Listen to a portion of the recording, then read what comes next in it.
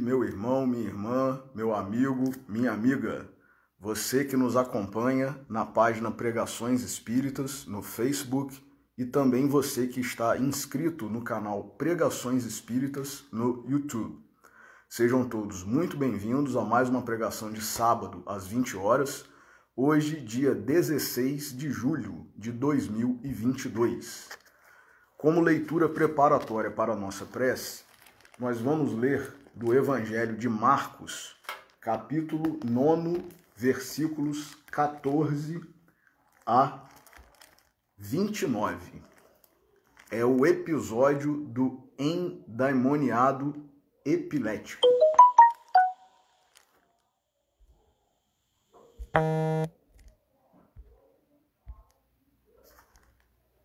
Dirigindo-se aos outros discípulos, viram uma numerosa turba ao redor deles, e escribas debatiam com eles. Vendo-o, imediatamente toda a turba ficou pasma, e correndo para ele, saudava-o. Perguntou-lhes: que debateis entre vós? Alguém da turba lhe respondeu: Mestre, eu trouxe a ti o meu filho, que tem um espírito imundo, ou melhor, um espírito mudo. E onde quer que o subjugue, convulsiona-o, ele espuma, rilha os dentes e definha-se. Disse aos teus discípulos que o expulsassem, mas não foram capazes. Em resposta, diz a eles: ó geração incrédula, até quando estarei convosco? Até quando vos suportarei? Trazei-o para mim. E o trouxeram para ele.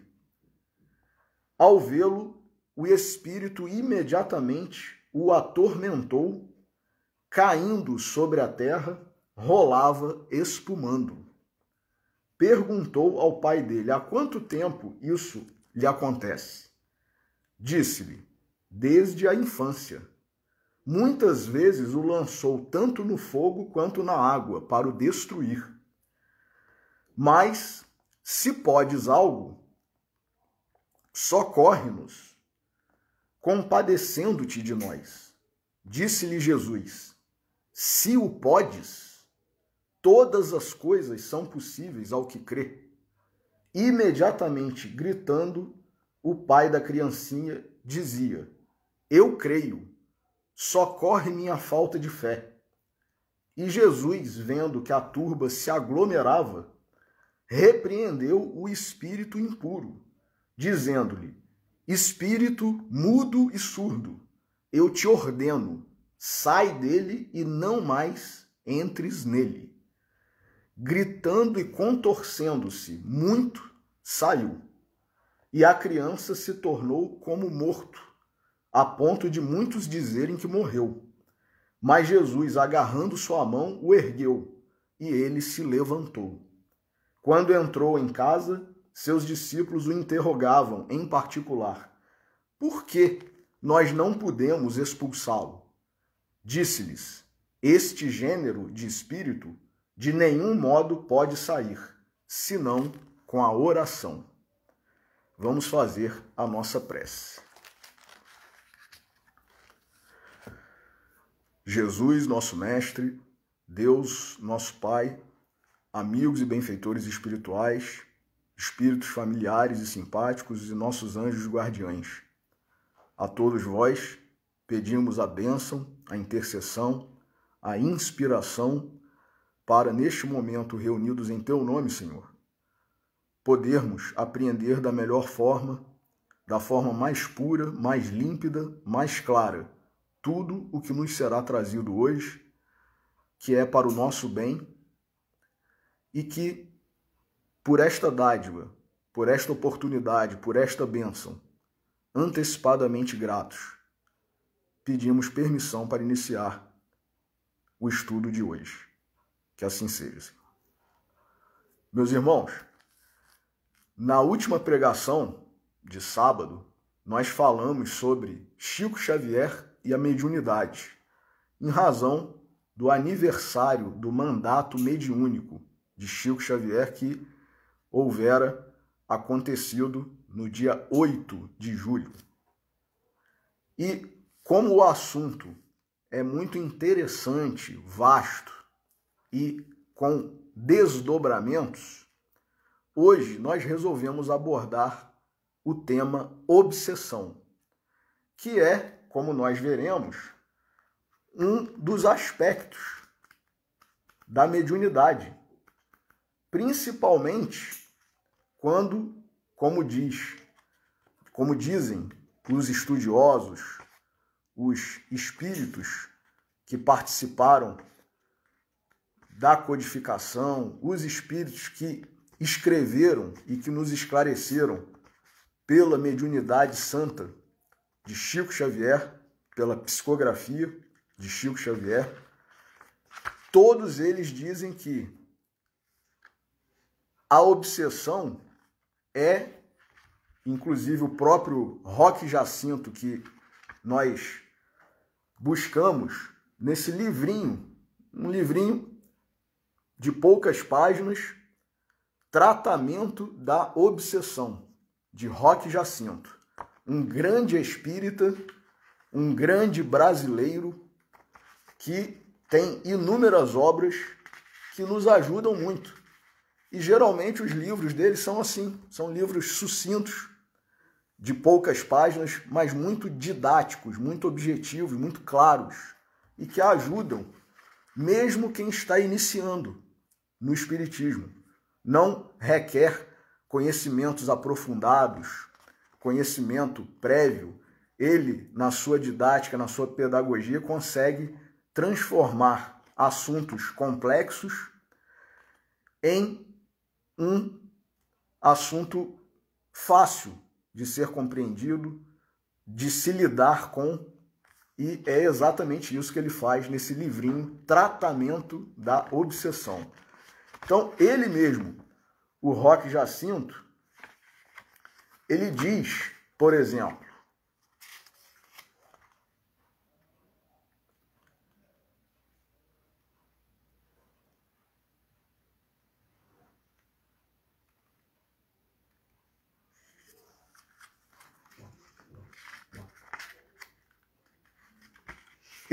que, por exemplo, ele não vai se dedicar nesse livro ao tratamento da obsessão sob o aspecto do espírito desencarnado que eventualmente estiver exercendo, né, sobre o encarnado aquela influência maior, né, aquela influência mais tenaz, mais vivaz, e que muitas vezes, como nós vemos no livro dos médiuns, chega ao grau de subjugação, que antigamente recebia o nome de possessão, né? Ele aqui, o Roque Jacinto, nesse livro, ele vai tratar da obsessão do ponto de vista e voltada especificamente para o encarnado. Embora haja, como nós poderemos ver, e muitos de nós já sabemos, vários tipos de obsessão, inclusive de encarnado para encarnado, né? Não é somente o espírito desencarnado que exerce uma obsessão sobre o espírito encarnado. O espírito encarnado, uma pessoa, um homem, uma mulher, pode influenciar de tal forma outra pessoa, outro espírito encarnado, que está caracterizada aí uma obsessão também, de encarnado para encarnado. Inclusive, há casos de auto-obsessão, ou seja, obsessão de si para si mesmo. Eu mesmo provoco uma obsessão em mim. São o que muitas vezes na psiquiatria, na psicologia, se chama, né, de transtorno obsessivo compulsivo, né, ideia fixa e outras mais. Mas aqui nesse livro o Roque Jacinto vai tratar de forma didática, simples, fácil de compreender, o que nós comumente associamos à palavra obsessão, que é a influência de um espírito que nos quer mal, espírito desencarnado, a nós encarnados, né? Então, ele fala, por exemplo, que para o tratamento da obsessão, né, do obsidiado, não basta apenas a boa intenção de quem se propõe a cuidar do mal. Por quê? Porque, por vezes, chega mesmo a ser desastrosa. Então, é aquele provérbio que nós costumamos ouvir, né? O ditado popular: de boas intenções o inferno está cheio. Não basta ter boa intenção, né? Tanto é assim que nós lemos como leitura inicial essa passagem do Evangelho de Marcos. O pai daquele menino, daquele rapaz, levou o menino, o rapaz, aos discípulos, aos apóstolos de Jesus, para que eles expulsassem aquele demônio, aquele espírito obsessor. E eles não conseguiram. E alguém duvida que os apóstolos de Jesus não tivessem boa intenção, boa vontade, né, de querer ajudar aquele menino, aquele rapaz, aquele jovem?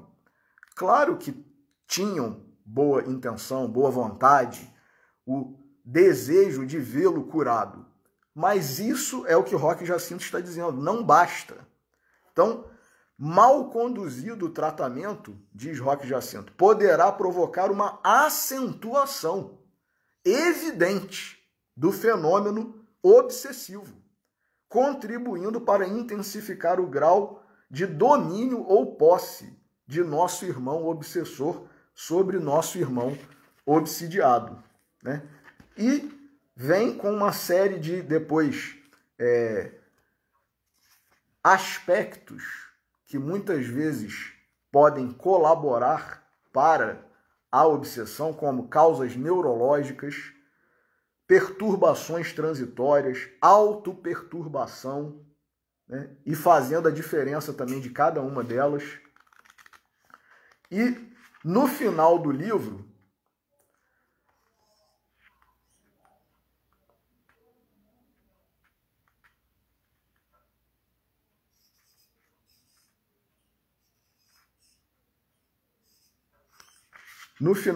ele diz o seguinte, Roque Jacinto: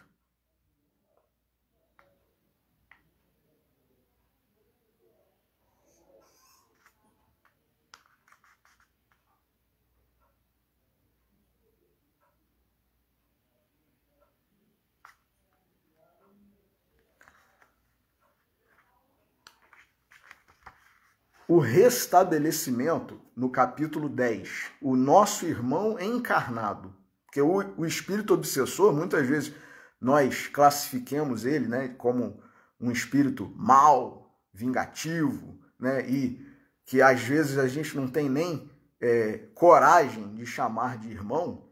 Na verdade, ele é um irmão nosso, que talvez não tenha se atentado ainda para as lições do Evangelho de Jesus, ou se já conhece, né, rebelou-se, virou as costas para tudo o que Jesus nos ensina e resolveu, como está inclusive no livro Libertação, de André Luiz, que conta a história, né, de um papa, né, que no livro tem o nome de Gregório, e que, eventualmente, achando que estava salvo apenas por ter sido papa, quando chegou na espiritualidade após a sua desencarnação, se surpreendeu, porque não estava salvo, não estava no paraíso, e começa a se rebelar em relação a isso, e de tal ponto que vira um dos líderes, digamos assim, um dos chefes das forças do mal. Então, apesar, né, de ser, na história lá de André Luiz, ter sido um papa autoconhecedor das escrituras sagradas, do Evangelho, do Novo Testamento, da Bíblia, e de tudo que a Igreja Católica tem de bom, não soube aproveitar tudo isso. Então, basta nós conhecermos, basta nós termos boas intenções? Não. Então, em relação a nós outros, quando estamos na condição de encarnados e quando estamos num momento de obsessão, Diz Roque Jacinto, o restabelecimento efetivo do obsidiado guarda estreita e íntima ligação com o seu empenho de curar-se. Então, muitas vezes a gente se coloca numa postura de vítimas. Ah, eu sou um obsidiado, eu tenho problemas espirituais, eu estou passando por perseguição e isso e aquilo. E os outros é que tem que fazer alguma coisa para nós. Nós muitas vezes oramos até, nós mesmos, os próprios obsidiados. Mas é o Espírito bom, é o meu anjo da guarda, é o benfeitor, né? É o próprio Cristo, é o parente meu que eu sei que foi uma pessoa maravilhosa e que provavelmente está numa condição boa. Eles todos é que têm que fazer alguma coisa para eu me curar, me ver livre dessa obsessão. Mas eu não faço nada além disso, né? Eu não mudo as minhas atitudes, os meus pensamentos, os meus sentimentos, a minha forma de agir na vida. Então fica sempre uma coisa de fora para dentro. Ação de terceiros e não a minha ação. Então, diz Roque Jacinto, o restabelecimento efetivo do obsidiado guarda estreita e íntima ligação com o seu empenho de curar-se. Sem que ele se reconheça doente e aspire o restabelecimento, dificilmente se chega a algum resultado apreciável. E ainda diz mais, garantir ao obsidiado ou à sua família o pronto retorno da sanidade espiritual sem destacar-lhes as medidas profiláticas indispensáveis, nas quais eles serão os agentes diretos, será criar-lhes uma ilusão, prejudicando o curso do tratamento. Então, por exemplo, se a gente vai a uma casa espírita e a casa espírita, o dirigente da casa espírita, o dirigente da reunião mediúnica, não esclarece-nos que nós precisamos mudar o nosso pensamento, a nossa faixa vibratória, a nossa sintonia, as nossas atitudes no dia a dia. Os lugares, muitas vezes, aos quais nós vamos. As pessoas com as quais nos relacionamos. Ah, mas eu não tenho como. Será que não? Eu não estou dizendo abandonar a família, abandonar o trabalho, nada disso. Às vezes, nos momentos de lazer, em vez de nós buscarmos pessoas que querem bons divertimentos, né? Assistir a um filme construtivo, bom, né? Ler um livro bom, ver cenários, né? Imagens vivas, quer somente o contrário de tudo isso. Então, ir para lugares péssimos, com vibrações, com energias péssimas, e que as pessoas estão ali todas a usar e consumir substâncias, né, bebidas alcoólicas, entorpecentes, e, enfim, ou ir para lugares que não necessariamente tenham isso como objetivo principal, mas tem também, e o objetivo principal é sexo, ou seja lá o que for, filme de terror, enfim, nós vivemos envolvidos em coisas com energias baixas, pesadas, péssimas, ruins, e não o que nos aconselham os espíritos, e não o que nos aconselhou o nosso mestre, o nosso Salvador Jesus. Orai e vigiai, para não cairdes em tentação. Então a gente esquece a oração e a vigilância e quer mais cair em tentação mesmo. Eu quero curtir, eu quero aproveitar, então eu vou beber todas, né? Eu vou lá para a danceteria, a boate, sei lá, onde tem moças bonitas lá se exibindo, dançando e suscitando desejos, pensamentos, né, voltados para o prazer sexual. Vou ver filme de terror, né, que é o uso da inteligência para o mal, para técnicas de assassinato, de tortura. Quer dizer, só coisa que destrói e não que constrói. Então, adianta eu ir uma vez na semana a uma casa espírita, receber o passe, fazer uma oração, ouvir com muita dificuldade, na maioria das vezes, a palestra, né? Porque os espíritos que nos acompanham nesses momentos de obsessão, eles não querem que nós busquemos nada disso. Então, provocam sono, muitas vezes, para que nós não consigamos assistir a pregação, né? Ou causam um mal-estar tal que nós não conseguimos permanecer na casa, no templo, no salão. Então, nos retiramos. Então, quer dizer, se nós, mesmo indo com todas as dificuldades, com todo o esforço, com toda a luta, durante a semana, depois de termos ido, termos orado, termos pedido, termos recebido o passe e tomado a água fluidificada, durante a semana continuamos, como dizia o professor Clóvis, nos nossos pecadinhos prediletos, não vai adiantar nada. Vai haver uma obsessão de anos, décadas, sem que haja uma melhora. Então, é exatamente isso que Roque Jacinto está dizendo. Se o dirigente da casa espírita, o dirigente da reunião mediúnica, o pregador, o palestrante, não fizer esse esclarecimento para nós, se estivermos na condição de obsidiados, não vai adiantar. Garantir ao obsidiado ou à sua família o pronto retorno da sanidade espiritual, sem destacar-lhes as medidas profiláticas indispensáveis, nas quais eles serão os agentes diretos, será criar-lhes uma ilusão. Não, meu irmão, pode ficar tranquilo que você vai melhorar. Os bons espíritos, né? Os mentores espirituais, o seu anjo guardião, eles vão providenciar a sua cura. Mas você não precisa fazer nada diferente do que você está fazendo. Nós estamos iludindo a pessoa. Nós estamos fazendo um desserviço à doutrina, ao evangelho do nosso Senhor Jesus e à própria pessoa, à família da pessoa que está passando por um problema espiritual. Então, será criar-lhes uma ilusão, prejudicando o curso do tratamento. É o médico, muitas vezes, que não trata da forma certa e não orienta o paciente de como ele deve agir. Então, a doença permanece ou muitas vezes se agrava, chegando ao óbito. Aqui eu estou fazendo uma metáfora, tá, amigos? É apenas uma comparação. O médico que não trata da forma correta o seu paciente, instruindo-o, prescrevendo o medicamento da forma correta, falando para o paciente, ó, agora você tem que passar a fazer isso, deixar de fazer isso, deixar de fazer aquilo, senão você não vai melhorar.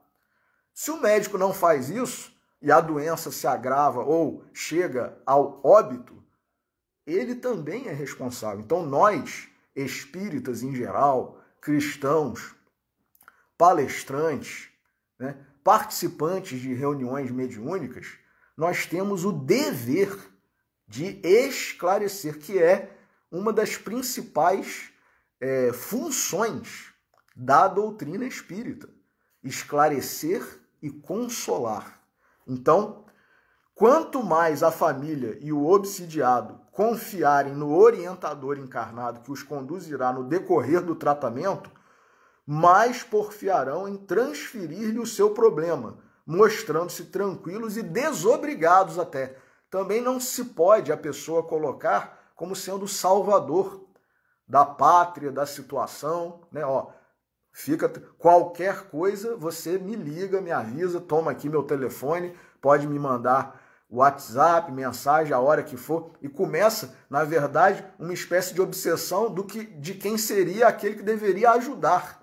Passa a ser o dominador, né? Exercendo uma influência, muitas vezes até maléfica, sobre a pessoa ou a família do obsidiado, né?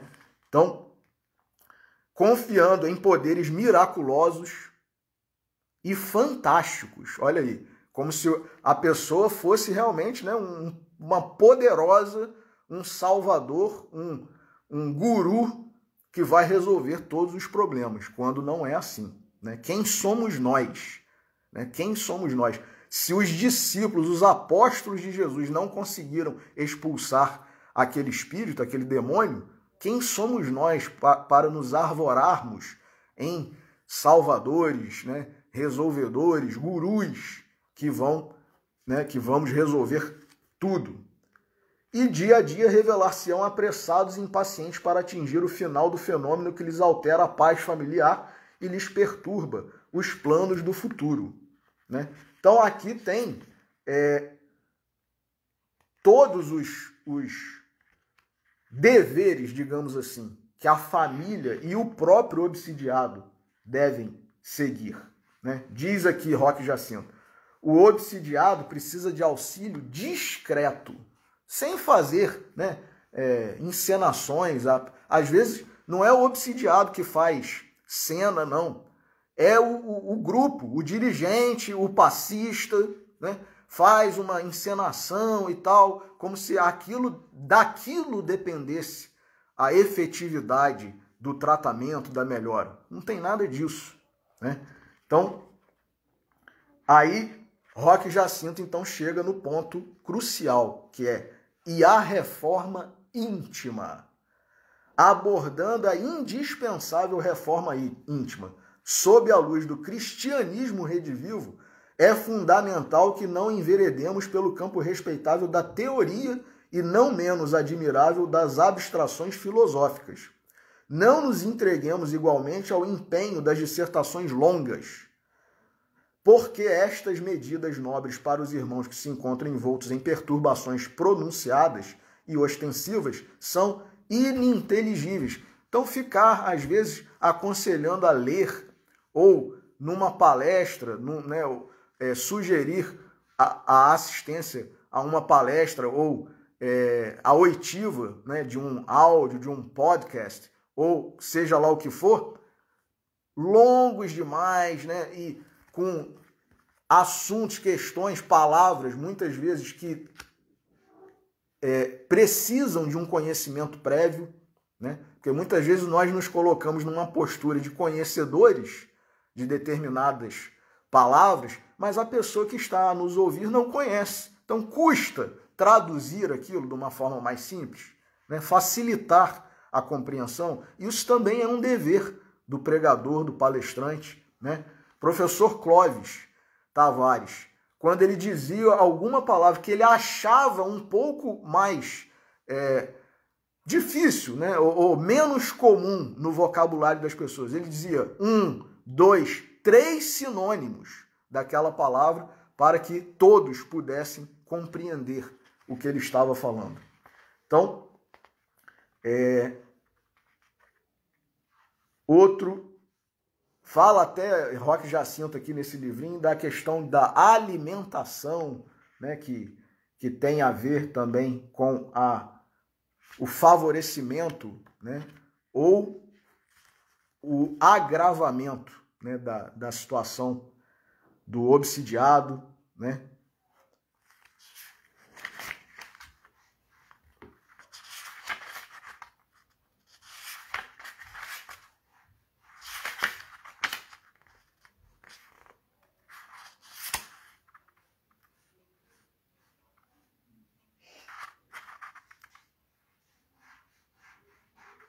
Fala da necessidade do passe,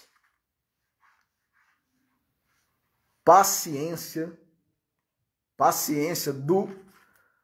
do dirigente, daquela pessoa que está trabalhando para o bem do obsidiado e principalmente do obsidiado e da família, né? Não somente a paciência, né? Ele diz aqui, cabe ao orientador sustentar paciência.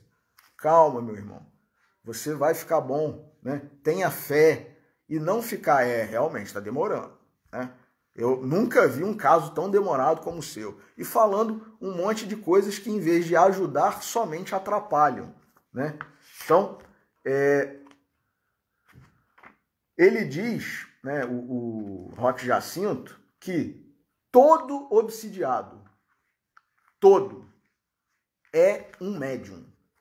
E é verdade, né? Muitas vezes nós nos aproximamos da doutrina espírita por causa da obsessão. Passamos por médicos, passamos por padre, pastor, até mesmo por casas espíritas, que não resolveram, até que vamos a uma casa séria, com dirigentes sérios, equilibrados, dirigentes de reuniões mediúnicas sérios, conhecedores do assunto e, o principal, com desapego, sem interesse nenhum, sem querer parecer mais conhecedor do que os outros, melhor do que os outros, nada disso. Estando ali na condição de doador, de ajudador, de cooperador apenas, que foi o que, mais uma vez, usando como exemplo, foi Chico Xavier. Médium maravilhoso, espírito acima das nossas condições espirituais e que se doou inteiramente, inclusive em reuniões mediúnicas de desobsessão. Então, se nós estamos chegando à doutrina espírita por causa da obsessão, do desequilíbrio espiritual, isso nada mais é do que um atestado, uma certidão de que nós somos médiuns. Mas aí, o que acontece? Por que nós falamos aqui da importância do dirigente da casa, da reunião mediúnica, conhecer a doutrina, conhecer a mediunidade? Porque muitas vezes ele coloca essa pessoa para participar da reunião mediúnica, como se fosse um médium já de longas datas e de longa experiência. Então diz aqui o Roque Jacinto, todo obsidiado é um médium. A sua enfermidade já é o refletir dos pensamentos e da vontade de um desencarnado, vivendo no império de dissabores. Mas é um intermediário, diz Roque Jacinto, em regime de desequilíbrio temporário. O médium obsidiado deve suspender suas atividades de intermediário formal da espiritualidade nos círculos do espiritismo cristão e procurar imediatamente nas reuniões evangélicas dos templos de sua fé. Não precisa ser espírita, meus irmãos. Todos nós, como está no item 159 de O Livro dos Médiuns, somos médiuns. Então, eu posso ser católico e ser médium. Inclusive, o professor Clóvis escreveu um livro maravilhoso, Mediunidade dos Santos. Eu posso ser protestante, eu posso ser batista, eu posso ser evangélico e ser médium. Inclusive, fenômenos há nessas igrejas. Quem nunca ouviu falar, né, em casos de exorcismo, né, o padre, né, indo socorrer um homem, uma mulher, uma moça, um rapaz, um jovem, né, num caso de que eles chamam de possessão, precisando fazer, né, um exorcismo, como a Igreja Católica chama. O que é isso? Senão um caso típico de subjugação, que é o grau máximo de obsessão, e que o padre, o exorcista, atua ali como um doutrinador, né, um dialogador, e que não é por causa da fórmula que ele profere, que ele consegue ou não expulsar aquele espírito. Dizem, né, tanto Allan Kardec, no Livro dos Médiuns, Sueli Caldas Schubert, no seu livro, que nós trouxemos aqui também, Obsessão e Desobsessão. Ela que era uma gigante também do espiritismo, né? Alta conhecedora da doutrina da mediunidade. Não é a fórmula que vai fazer com que o espírito saia, mas sim a autoridade moral de quem profere a oração ou a fórmula, porque padres há que fazem todo o curso de exorcismo e num dado momento não conseguem exorcizar.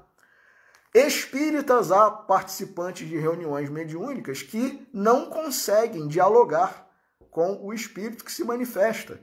O pastor não consegue expulsar o demônio daquele fiel que está na igreja lá, tendo convulsões, né, provocadas por espíritos que estão ali para perturbar o culto, a pessoa, a família, né? Então, por que isso? Se a fórmula, se a oração é a mesma, se a forma que o dialogador, o doutrinador, o dialogador espírita na reunião mediúnica também, muitas vezes é muito semelhante a que um outro doutrinador, um outro dialogador utiliza. Por que que ele consegue e eu não? Por causa da minha condição moral. Então, o padre, o pastor, o espírita que consegue é porque ele está num nível moral, espiritual, um pouco melhor do que o de nós outros. Por isso ele consegue. Então, o Roque Jacinto diz aqui, o médium obsidiado deve suspender suas atividades de intermediário formal da espiritualidade nos círculos do espiritismo cristão e procurar imediatamente nas reuniões evangélicas dos templos de sua fé. Pode ir à sua igreja. Não precisa obrigatoriamente ir à casa espírita. A questão das casas espíritas é que, geralmente, os espíritas, se são estudiosos, se são sérios, conhecem mais o assunto. Somente isso. Agora, um padre com autoridade moral, autoridade espiritual, consegue expulsar, né, como eles dizem, né, exorcizar um demônio? Sim, consegue. O pastor também da igreja protestante, da igreja evangélica. Por quê? Porque são pessoas boas, são pessoas caridosas, são verdadeiros sacerdotes, verdadeiros discípulos do nosso Senhor Jesus Cristo. Então não precisa ser necessariamente na casa espírita. Precisa ser de alguém que provenha essa oração, essa fórmula, que tenha autoridade moral, espiritual, que tenha um sentimento puro, sem interesse nenhum, nem de gratidão daquela pessoa, daquela família, em relação à qual ele conseguiu, com o auxílio dos bons espíritos. Porque nós sozinhos, meus irmãos, nós não conseguimos nada. Jesus disse nessa passagem que nós lemos, se podes, né? Se podes, o homem, o pai do menino perguntou, né? Mas se podes algo, falando para Jesus, se podes algo, socorre-nos, compadecendo-te de nós. E Jesus lhe disse, se o podes, todas as coisas são possíveis ao que crê. Olha a importância da nossa fé, meus irmãos, da nossa fé. Então, não precisa ir a uma determinada casa espírita especializada em mediunidade e tal, nada disso. Você pode ir à sua igreja, ao seu culto, procurar o pastor, o padre, ou, sim, o dirigente da casa espírita, o dirigente da reunião mediúnica. Mas, se não houver não somente boas intenções, mas conhecimento, autoridade moral, autoridade espiritual, desinteresse, muito provavelmente não se conseguirá, não se terá êxito, né?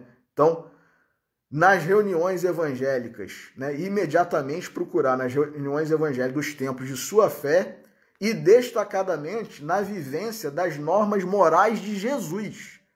Esse é o melhor método de cura, vivência das normas morais de Jesus, a sua libertação do jugo que identifica em si mesmo. Então, ele diz ainda, o obsidiado que não exercia mediunidade, que possivelmente nem tomara contato com o espiritismo antes da eclosão do seu mal, a pessoa nunca foi espírita, nunca participou de reunião mediúnica, aparece na casa espírita com um caso de obsessão e o dirigente, inadvertidamente, desconhecendo a doutrina, desconhecendo a mediunidade, coloca para participar da reunião mediúnica. Não somente Roque Jacinto está a dizer isso. André Luiz, no livro Desobsessão. Essa pessoa, esse médium que está obsidiado, que está com a sua mediunidade desequilibrada, precisa de ajuda, de tratamento espiritual. Então diz aqui Roque Jacinto, não deve jamais ser conduzido a tomar o papel de medianeiro da espiritualidade. Nos exercícios mediúnicos de almas desequilibradas, o obsessor encontra caminho mais fácil para fundir-se ainda mais com o obsidiado, já que mediunização é sensibilização psíquica. Com tal distanciação proposital do obsidiado e dos trabalhos mediúnicos, quer dizer, se ele já era participante de reunião mediúnica, afastando-o, né, propositalmente, evitaremos que o obsessor humilhe demais aquele que se confiou à sua influenciação ou perturbação.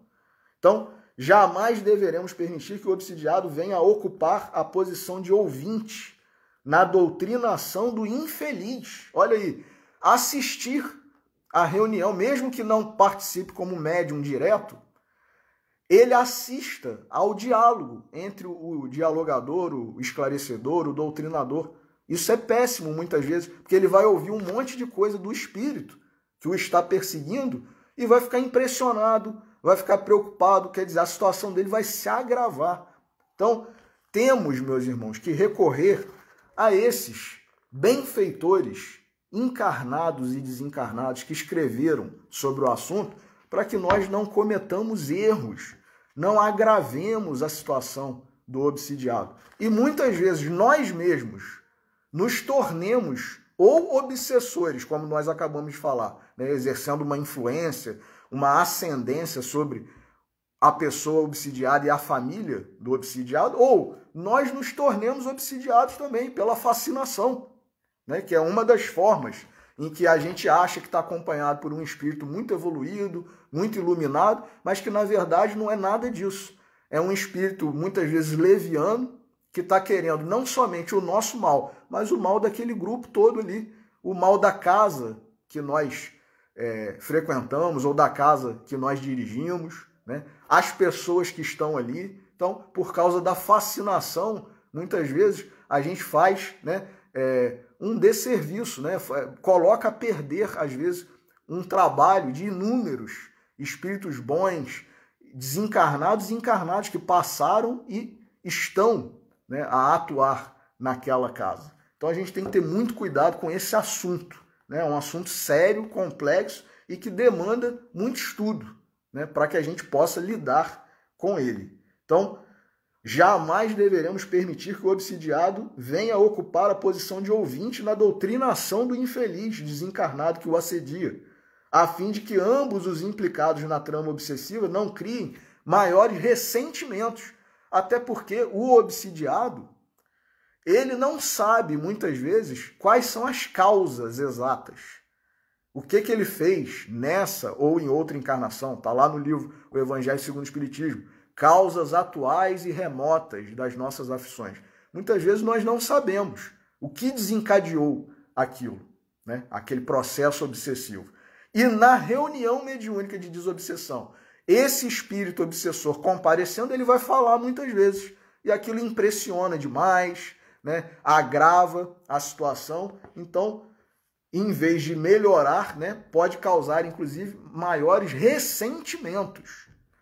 A aproximação de comparsas do mesmo erro somente faz por reviver as cenas lamentáveis em que se tenham compromissado anteriormente e reacende o mal, ao invés de minorar-lhe os efeitos.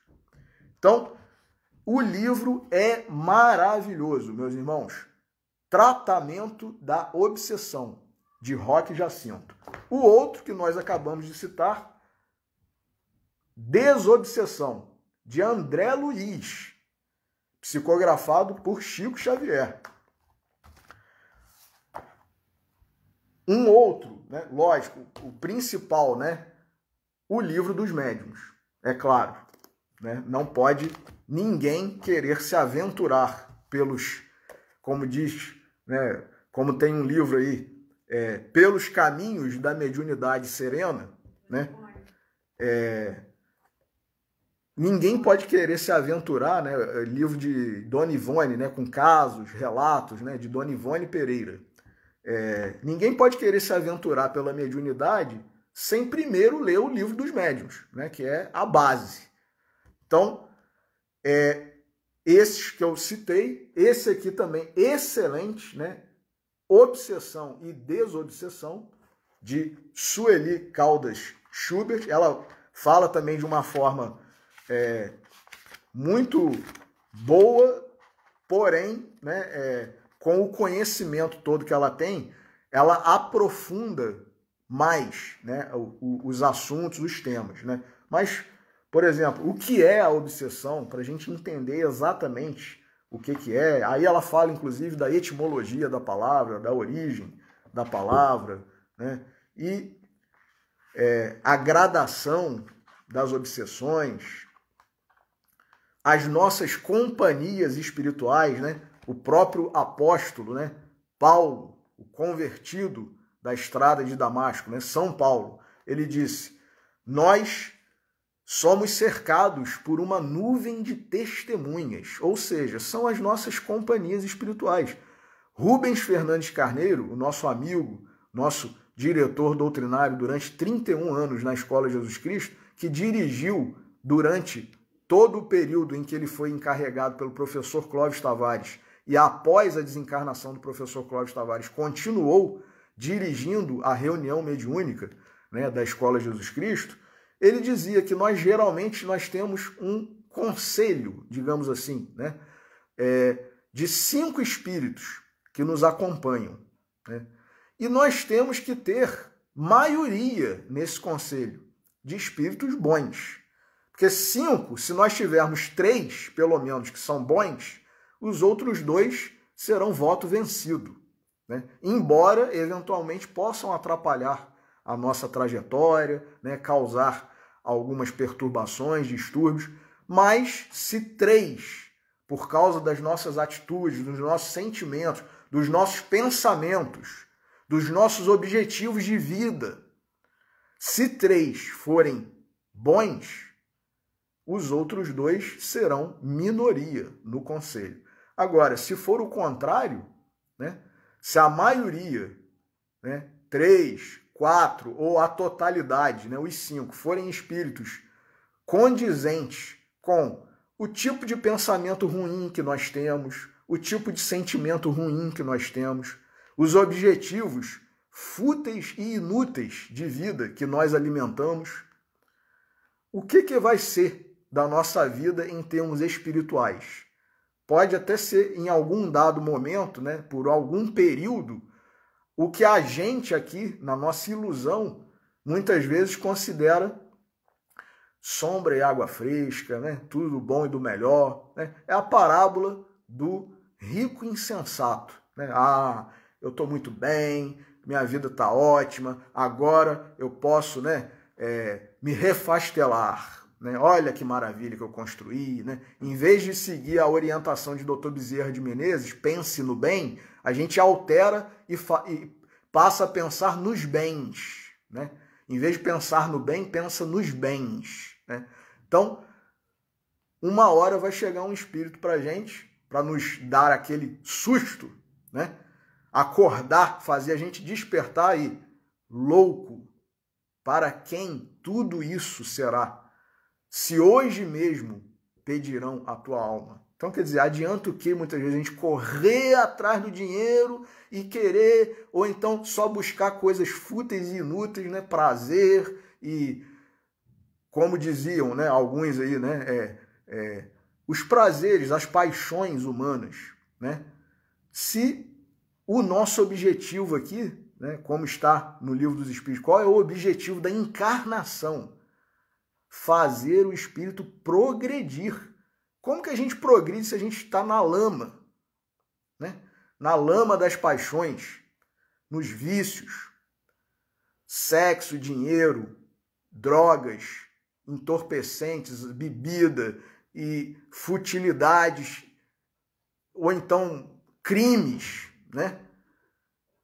O que a gente está almejando com isso, né? do ponto de vista espiritual? Então, a gente tem que ter outros tipos de pensamento. Por isso, o doutor Bezerra, que é médico, né?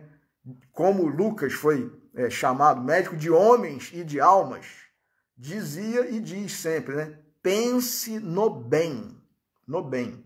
Então, Outro livro aqui que nós recomendamos, né? Sueli Caldas Schubert, Obsessão e Desobsessão. Profilaxia terapêutica espíritas é o principal desse livro. Outro livro para quem participa de reuniões mediúnicas, Diálogo com as Sombras, de Hermínio Miranda, altamente conhecedor do assunto. E também não pode quem participa de reunião mediúnica deixar de ler dele, Hermínio Miranda, Diversidade dos Carismas, né? Teoria e Prática da Mediunidade. Poucas pessoas, né? Muitas pessoas desconhecem, poucas conhecem esse livro, A Obsessão, de Allan Kardec. A Obsessão. Origens, sintomas e curas. Foram artigos publicados na Revista Espírita durante 10 anos sobre obsessão, origem, sintomas e curas, que foram reunidos e viraram essa obra, A Obsessão, de Allan Kardec, meus irmãos.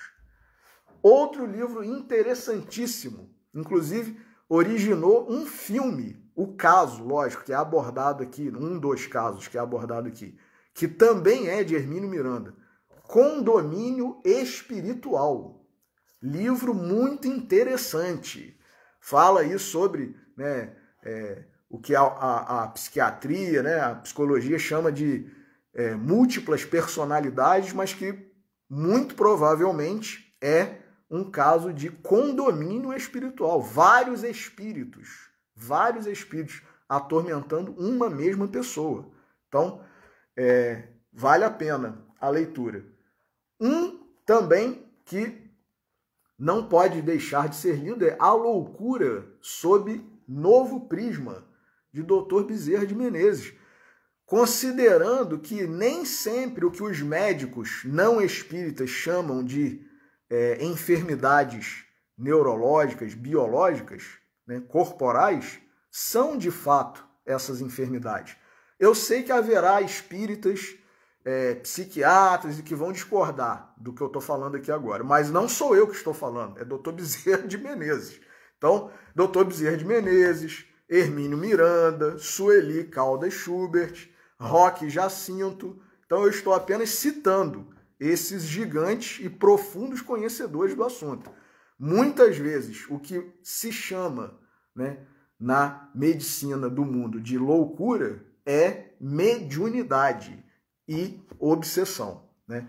Então, são vários os livros aqui que nós temos à nossa disposição, né? O próprio o Evangelho segundo o Espiritismo, no capítulo Haverá falsos cristos e falsos profetas, que é o capítulo 21, tem um item aqui das instruções dos Espíritos, que é uma mensagem de Erasto, discípulo de Paulo, falando dos falsos profetas da erraticidade, ou seja, os falsos profetas do plano espiritual, e que atuam sob a forma de obsessão denominada fascinação, como se fossem espíritos grandes, iluminados, dando nomes, inclusive, conhecidos de nós outros, né? Usam nomes imponentes, né? Que fazem com que as pessoas, se não forem muito diligentes, atentas, cuidadosas, acreditem, né? Porque, foi Dr. Bezerra que deu essa mensagem. Foi o próprio Allan Kardec, foi o próprio Chico, né? Tem um monte de gente aí hoje, depois que Chico desencarnou em 2002, tem gente recebendo mensagem de Chico Xavier à torta e direito aí. Até dieta, né? A gente acha na internet como se fosse dada por Chico Xavier depois de desencarnado, né? Vê se pode, meus irmãos, né? Um espírito que está na condição de um Dr. Bezerra, de um Chico Xavier, de um Allan Kardec, e todos esses outros, né, que nós conhecemos, André Luiz, Emmanuel, vira e mexe também suas mensagens de Emmanuel, né, por diversos médios e tal. Então, você lê o conteúdo, né, João, São João, né, o discípulo amado de Jesus, ele diz: vê bem se os espíritos são de Deus. Vê bem. Então dá para a gente reconhecer pela leitura da mensagem psicografada ou pela oitiva cuidadosa, atenta da mensagem emitida por psicofonia, né?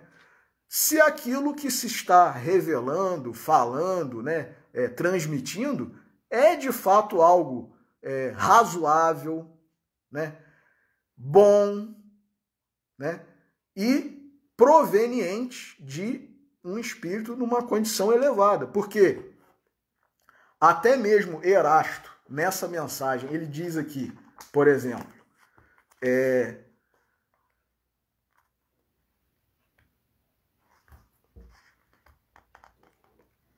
incontestável que, submetendo ao crivo da razão e da lógica todos os dados e todas as comunicações dos espíritos, fácil se torna rejeitar a absurdidade e o erro.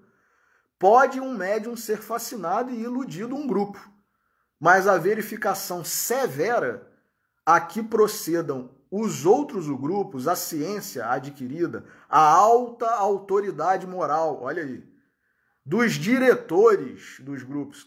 O diretor de um grupo tem que ser de autoridade moral. As comunicações que os principais médiuns recebam, com um cunho de lógica e de autenticidade dos melhores espíritos, justiçarão rapidamente esses ditados mentirosos e astuciosos emanados de uma turba de espíritos mistificadores ou maus. Quer dizer, estão ali somente para perturbar, né? Então, até mesmo falar em nome, né, de caridade, muitas vezes, né, de falar o nome de Deus, né, e nada mais é do que um subterfúgio para que as pessoas acreditem. Não, mas a mensagem está cheia de referências aqui à caridade, a Deus, né, e tudo mais. E isso provém de um espírito ruim, de um espírito mistificador, de um falso profeta. Leia com cuidado a mensagem, né? Porque o simples fato de mencionar a palavra caridade, né, moral e reverenciar Deus não é sinônimo e nem garantia de que aquilo seja, né, uma boa mensagem proveniente de um bom espírito e com bons conselhos, né? Então, para terminar, apenas para ilustrar que o assunto é tão interessante, tão vasto e faz parte da nossa história da humanidade há tanto tempo, que obras há literárias que não tem nada a ver com o espiritismo, inclusive escritas muito antes da doutrina espírita surgir, né, da forma codificada como o foi por Allan Kardec, né? Obras há que fazem menção clara à influência de um espírito, a um caso de obsessão, né? Então, por exemplo, nós vamos citar aqui apenas 3 para ilustrar mesmo, mas existe uma infinidade, meus irmãos. O retrato de Dorian Gray é um caso típico de obsessão e de influência, né? Como, por exemplo, está no Livro dos Espíritos, né? Na questão 459, né? Que nós vamos ler aqui rapidamente, só para lembrar. A influência oculta dos espíritos em nossos pensamentos e atos. Embora nessas obras, o retrato de Dorian Gray, outra obra que também tem uma clara menção, uma clara referência, né? Uma trama que envolve um caso, né, de obsessão, de influenciação espiritual. Fausto. E, inclusive, o retrato de Dorian Gray é, de certa forma, baseada, né, em alguns aspectos, na obra Fausto. Então, quem quiser se deliciar aí com obras literárias famosas, importantes, e que têm aspectos espirituais, de mediunidade, de obsessão, né, Fausto, o retrato de Dorian Gray e o poema de Edgar Allan Poe, O Corvo, que nós vamos ler aqui como leitura final, que é muito interessante. Questão 459 de O Livro dos Espíritos. Influem os espíritos em nossos pensamentos e em nossos atos? Responderam os espíritos superiores. Muito mais do que imaginais. Influem a tal ponto que, de ordinário, são eles que vos dirigem. Ó, isso é para fazer a gente pensar, hein, meus irmãos? E o conselho? A maioria é espírito bom ou é espírito ruim? É espírito adiantado ou é espírito atrasado? Quem que está dirigindo, de ordinário, os nossos atos, os nossos pensamentos, os nossos sentimentos, né? São espíritos bons ou são espíritos ruins, atrasados? Então, para finalizar a nossa reflexão de hoje sobre obsessão, de forma não aprofundada e não esgotando o assunto, leiam as obras que tratam do assunto, por favor. Nós temos aqui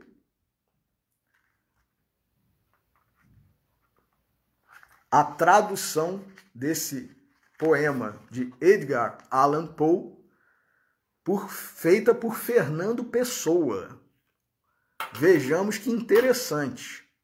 E é uma das obras literárias famosas que faz alusão, além das outras que eu citei e outras que eu não citei, faz alusão à influência espiritual, à obsessão. O Corvo.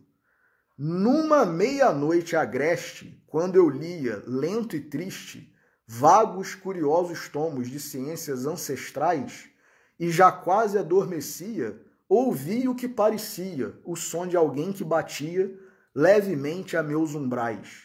Uma visita, eu me disse, está batendo a meus umbrais.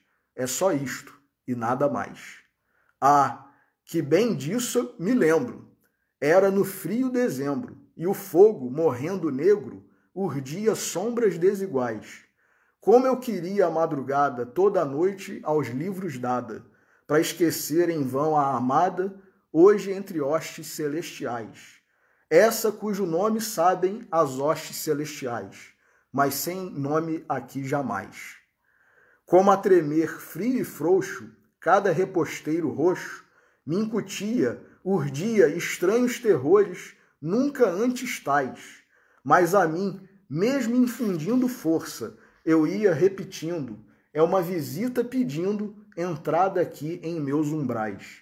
Uma visita tardia pede entrada em meus umbrais. É só isto e nada mais.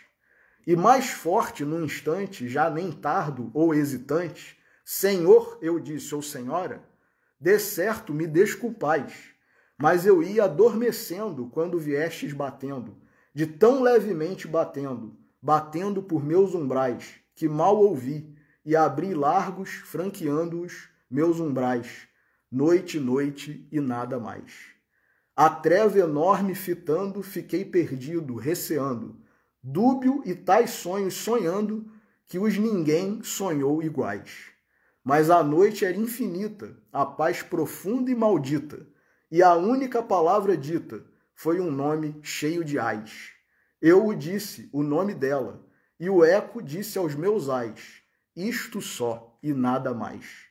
Para dentro então volvendo, toda a alma em mim ardendo, não tardou que ouvisse novo som batendo, mais e mais.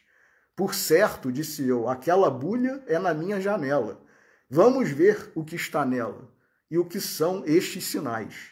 Meu coração se distraía pesquisando estes sinais. É o vento e nada mais. Abri então a vidraça, e eis que com muita negaça entrou grave e nobre um corvo dos bons tempos ancestrais. Não fez nenhum cumprimento, não parou nem um momento, mas com ar solene e lento pousou sobre os meus umbrais, num alvo busto de Atena que há por sobre meus umbrais. Foi, pousou e nada mais. E esta ave estranha e escura fez sorrir minha amargura com o solene decoro de seus ares rituais. Tens o aspecto tosquiado, disse eu, mas de nobre e ousado, ó velho corvo emigrado lá das trevas infernais. Dize-me qual o teu nome lá nas trevas infernais. Disse o corvo, nunca mais. Pasmei de ouvir este raro pássaro falar tão claro, ainda que pouco sentido tivessem palavras tais. Mas deve ser concedido que ninguém terá havido que uma ave tenha tido pousada nos seus umbrais, ave ou bicho, sobre o busto que há por sobre seus umbrais, com o nome nunca mais. Mas o corvo sobre o busto nada mais dissera ao busto que essa frase, qual se nela a alma lhe ficasse em ais. Nem mais voz nem movimento fez, e eu, em meu pensamento, perdido, murmurei lento, amigo, sonhos mortais, todos já se foram, amanhã também te vais. Disse o corvo, nunca mais. A alma súbito movida, por frase tão bem cabida, por certo, disse eu, são estas vozes usuais.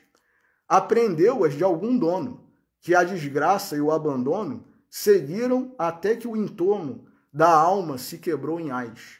E o bordão de desesperança de seu canto cheio de ais era este, nunca mais. Mas fazendo ainda a ave escura sorrir a minha amargura, sentei-me defronte dela, do alvo busto e meus umbrais, e enterrado na cadeira pensei de muita maneira que queria esta ave agoureira dos maus tempos ancestrais, esta ave negra e agoureira dos maus tempos ancestrais, com aquele nunca mais. Comigo, isto discorrendo, mas nem sílaba dizendo a ave que na minha alma cravava os olhos fatais, isto e mais ia cismando, a cabeça reclinando no veludo onde a luz punha vagas sombras desiguais, naquele veludo onde ela, entre as sombras desiguais, reclinar-se-á nunca mais. Fez-se então o ar mais denso, como cheio de um incenso, que anjos descem cujos leves passos soam musicais. Maldito, a mim disse, deu-te Deus, por anjos concedeu-te o esquecimento, valeu-te. Toma-o, esquece com teus ais. O nome da que não esqueces e que faz esses teus ais. Disse o corvo, nunca mais. Profeta, disse eu, profeta, ou demônio, ou ave preta, fosse diabo ou tempestade quem te trouxe a meus umbrais, a este luto e este degredo, a esta noite e este segredo, a esta casa de ânsia e medo, dize a esta alma a quem atrás, se há um bálsamo longínquo para esta alma a quem atrás. Disse o corvo, nunca mais.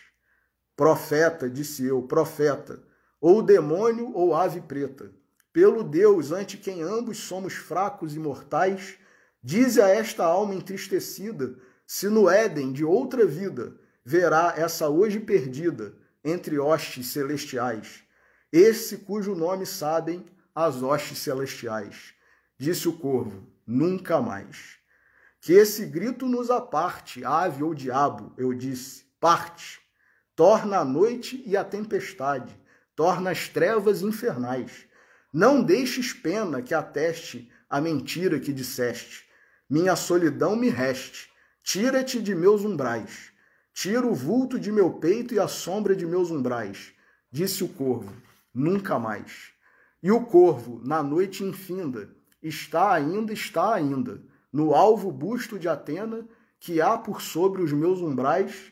Seu olhar tem a medonha dor de um demônio que sonha, e a luz lança-lhe a tristonha, sombra no chão mais e mais, e a minha alma dessa sombra, que no chão há mais e mais, libertar-se-á nunca mais. Maravilhoso, né?